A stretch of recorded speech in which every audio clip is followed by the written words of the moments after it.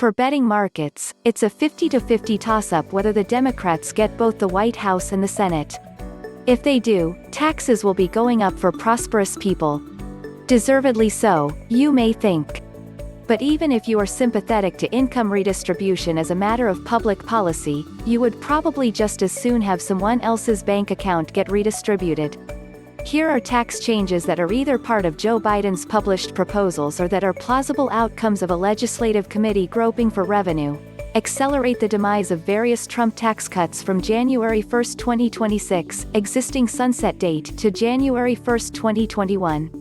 This would take the top income tax bracket from 37% to 39.6%, kill the 20% deduction for pass-through business income, cut the standard deduction in half and cut the estate gift tax exemption to $5.6 million or possibly down to $3.5 million. Tax capital gains at ordinary income rates, definitely for $1 million earners and maybe for everyone. Dividends would probably get the same treatment. Eliminate the step-up that exempts unrealized capital gains at death. It's unclear whether the heirs would owe tax immediately or instead be burdened with the original cost basis when they eventually sell. It's likely but not certain that a bequest to a spouse will not be a taxable event, that there will be an exemption, maybe $1 million, and that there will be a ridiculous break for wealthy farmers. Impose the 12.4% Social Security tax, combined employer and employee amount, on salaries above $400,000. This would leave, for now, but maybe not for long, a gap between $137,700 and $400,000 on which only the Medicare tax is levied. Limit the value of deductions to 28%, even if the taxpayer is in a higher tax bracket than that.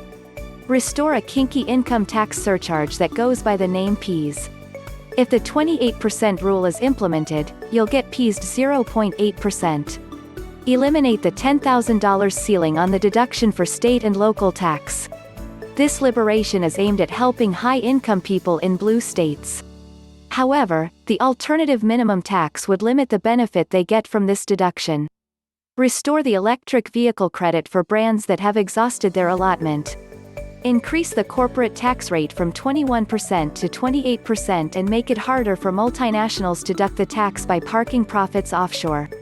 Not including state taxes, the effect of all this would be to kick up the highest marginal rates from 23.8% to 44.2% on long-term gains and dividends and from 40.8% to 56.6%, including the employer share of payroll tax, on employment income.